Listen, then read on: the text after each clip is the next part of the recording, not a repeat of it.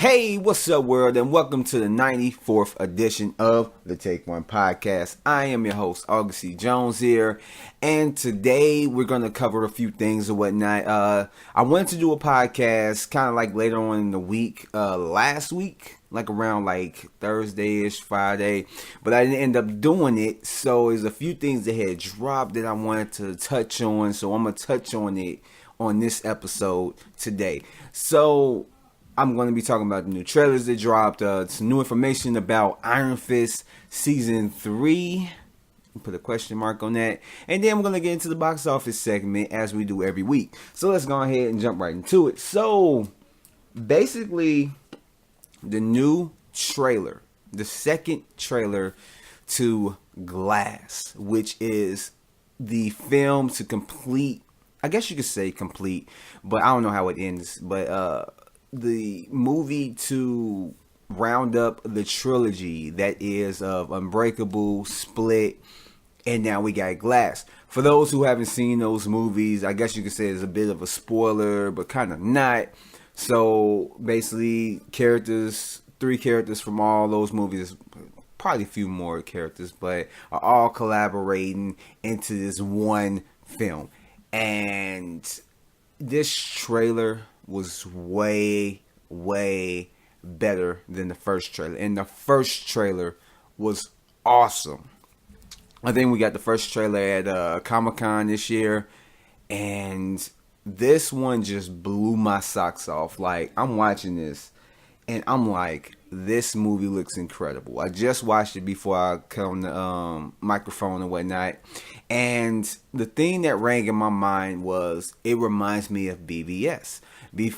Basically, if you've seen the other films, if you've seen Split and Unbreakable, and you know what they consist of, then you're kind of looking like, yeah, I would want to see Bruce Willis getting into the, with James McAvoy, and there's powers, there's superhuman strength and all that stuff, and just going head to head, there's brute force and everything, and just seeing how it comes in. It's crazy. Like, I don't know, like this trailer looked so amazing. I don't know if it's going to live up to what the trailer and what we've been promised in the trailer, but just looking at it, M. Night Shyamalan look like he is on point with this. If this movie is phenomenal, I could see him coming back to glory, because he came back with The Visit. He came out with The Visit, and then he came out with Split.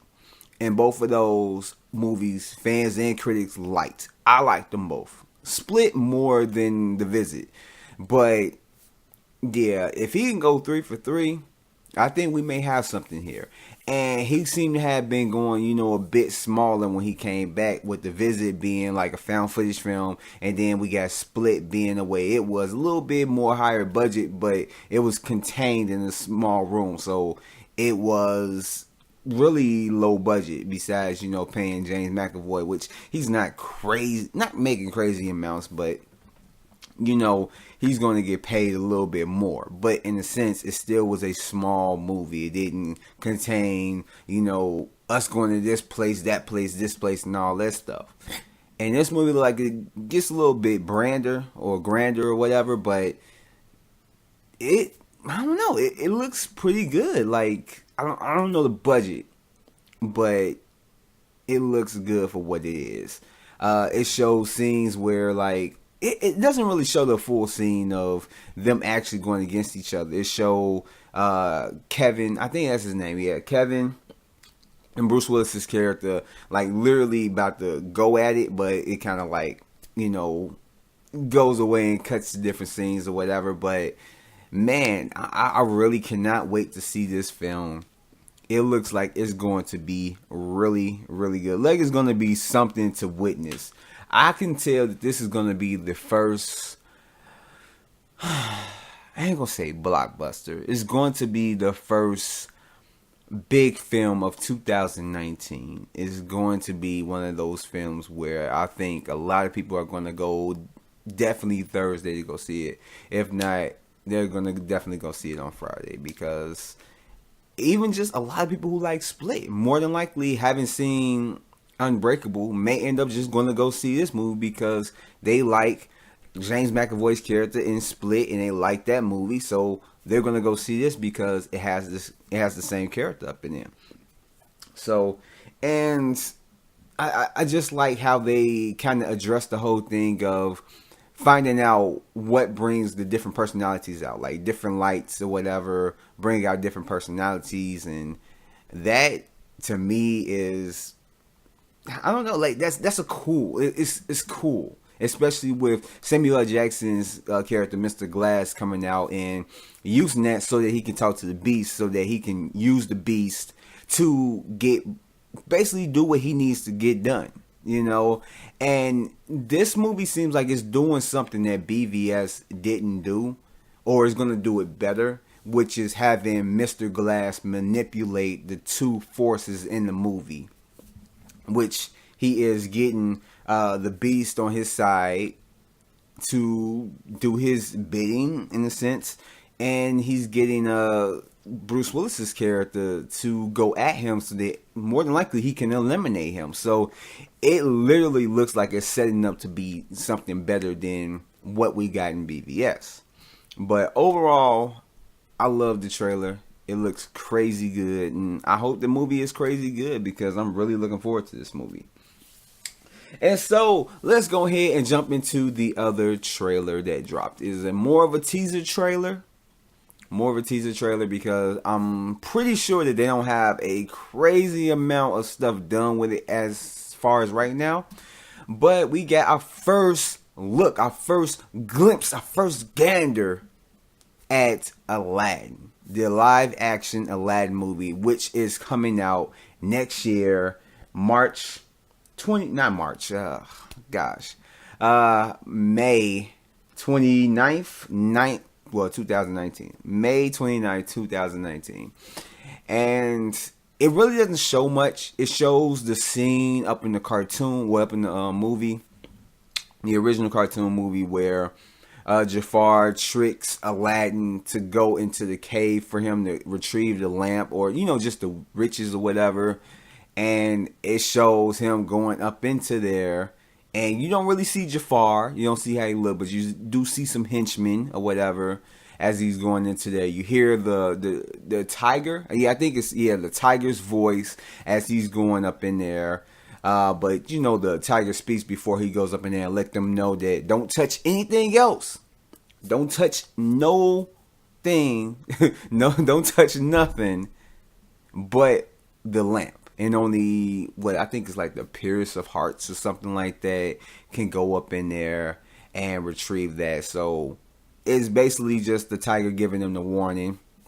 You hear it, and then you hear somewhat of the music from the originals, just kind of different a little bit.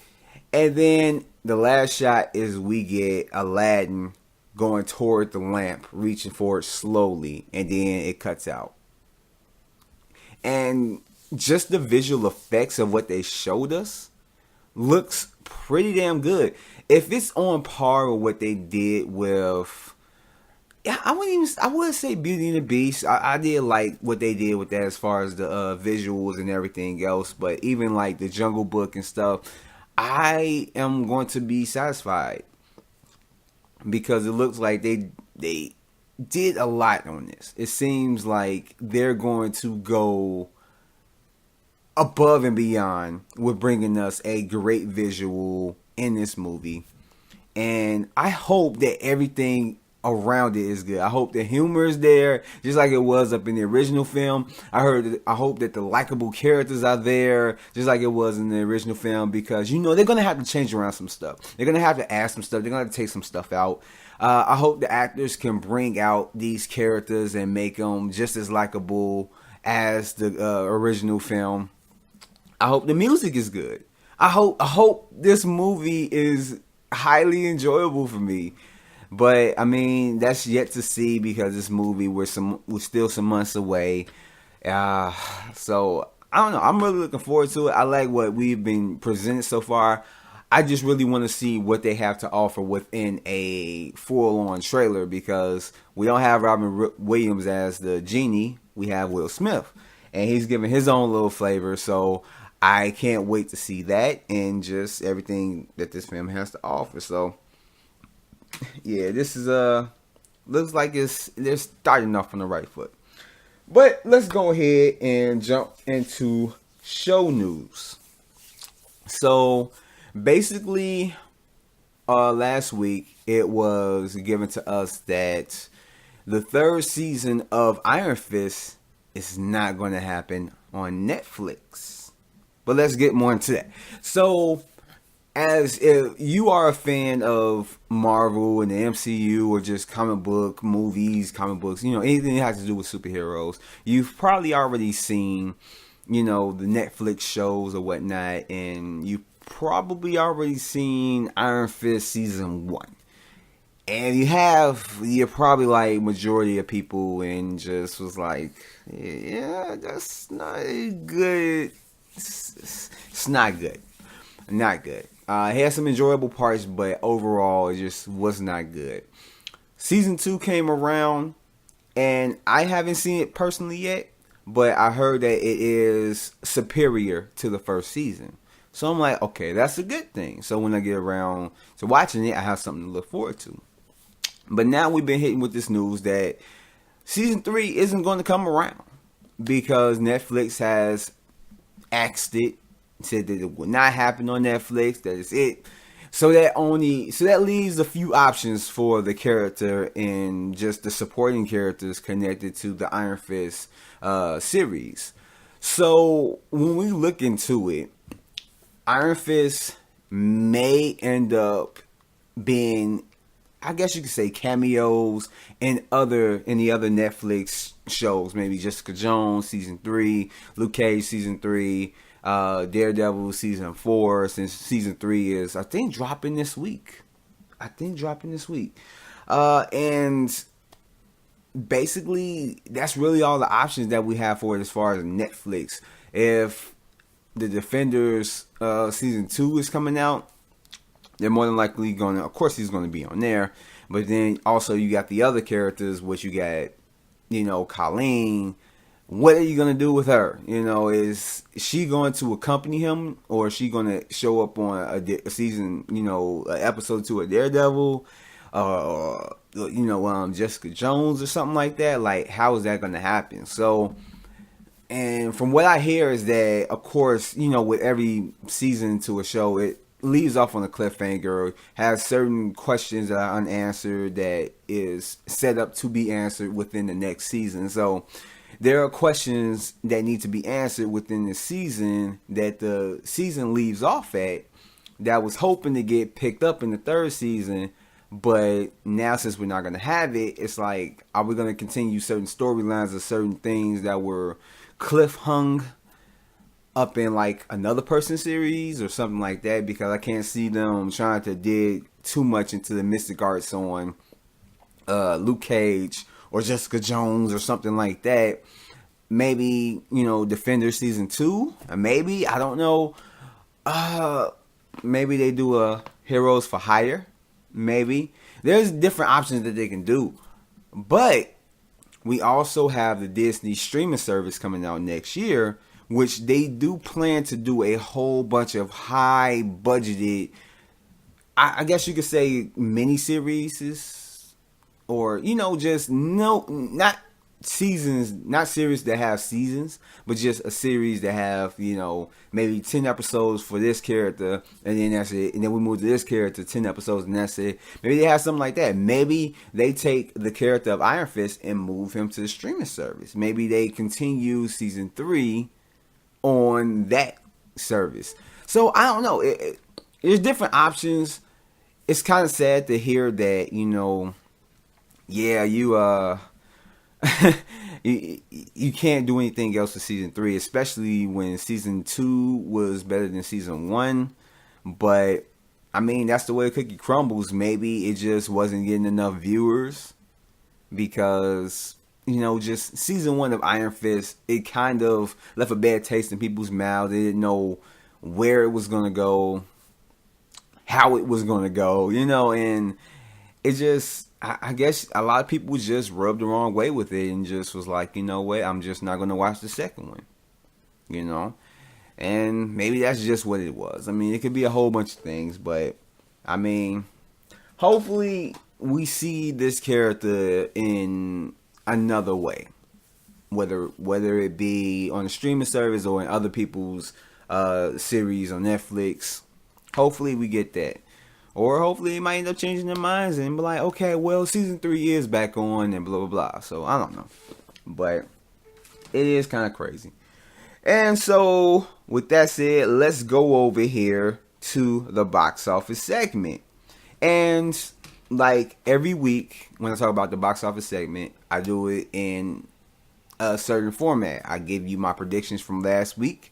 I give you what dominated over this past weekend, what movies are coming out this week, and then give you my predictions for this coming weekend. So let's go ahead and jump right into it. So my predictions last week for this past weekend was that Venom was going to dominate, Goosebumps 2 was going to be at number 2, Bad Times at the El Royale was going to be at number 3, number 4, A Star is Born, and number 5, First Man was going to round it off. And I was wrong. I really was wrong, because Venom took the number 1 spot, as I did predict, but A Star is Born stayed at number 2, and then we got First Man at number 3, Goosebumps 2 debuted at number 4, and Smallfoot is at number 5.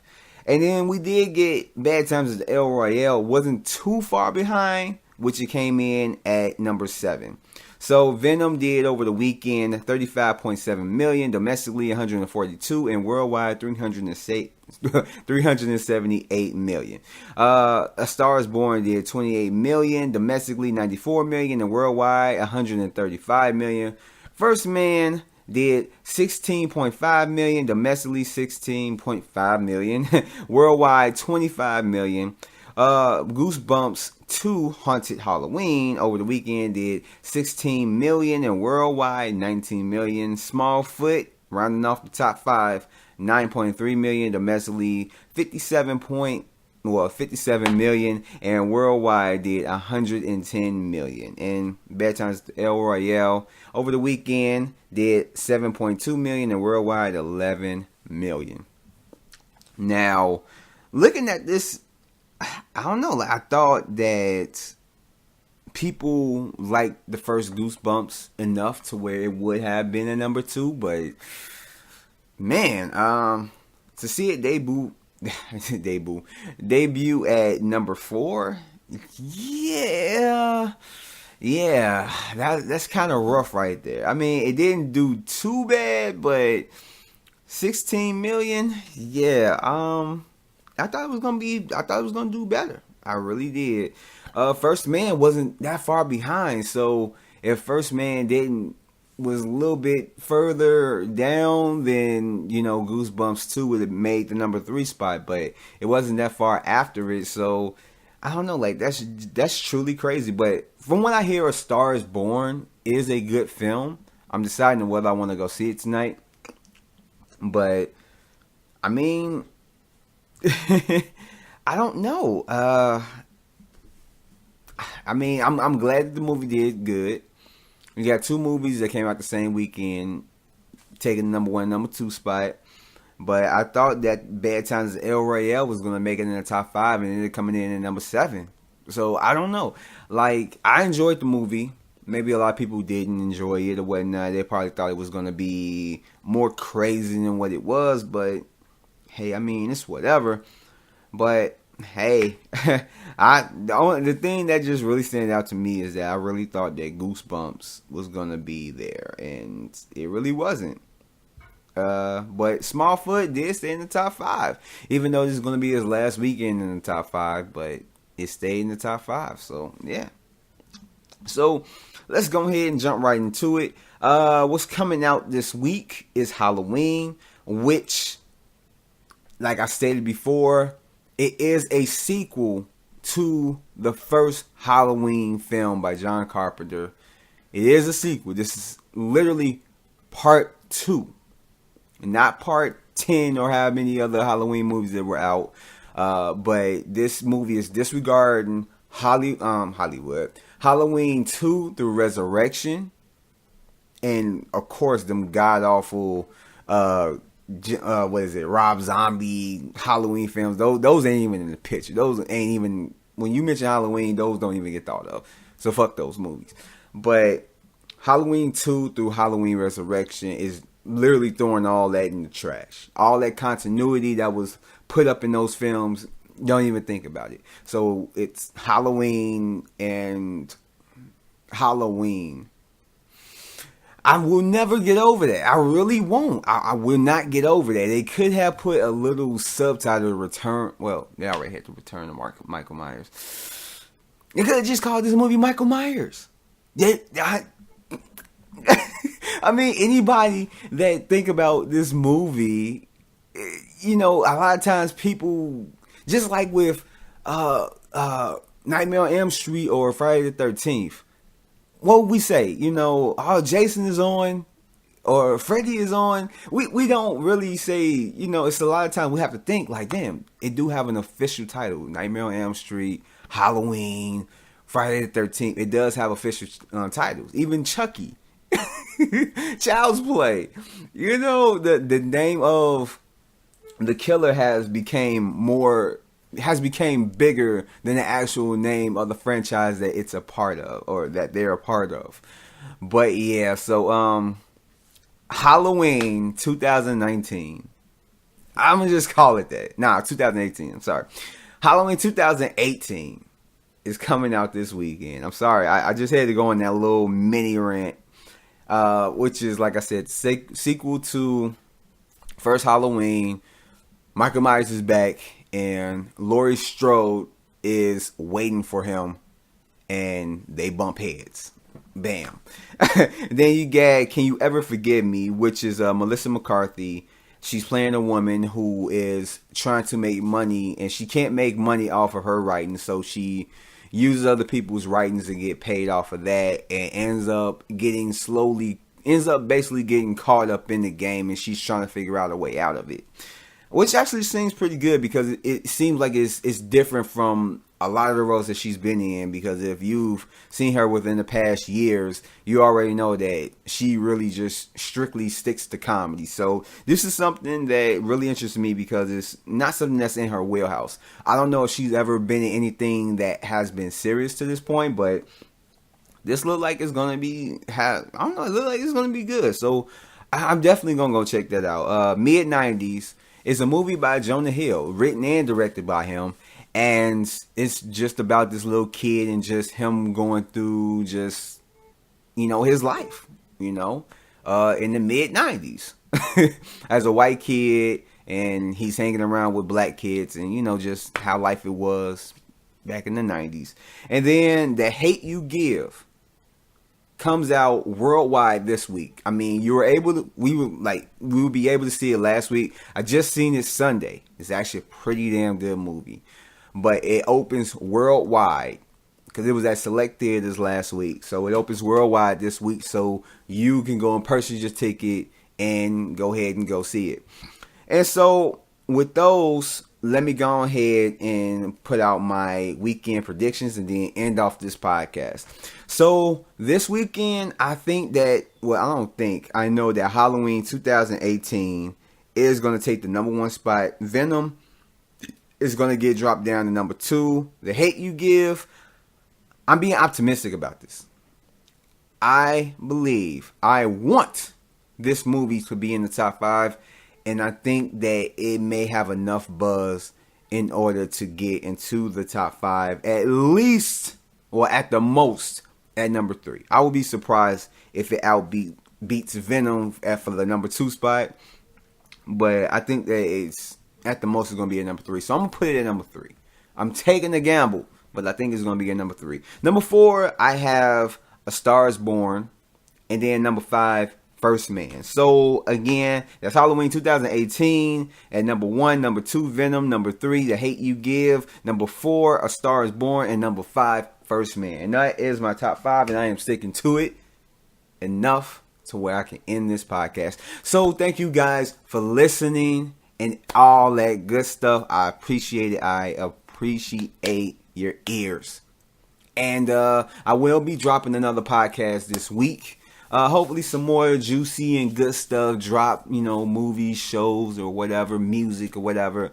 And yeah, I'm going to go ahead and cover it. So with that said, I will catch you guys on the next one. Peace out. Hey, before you guys leave, make sure you hit that like button as well as that subscribe button. And you see that little bell? Make sure you hit that to turn on your notifications. That way you'll be notified for anything that appears on my channel. Hope to see you guys next time. Peace out.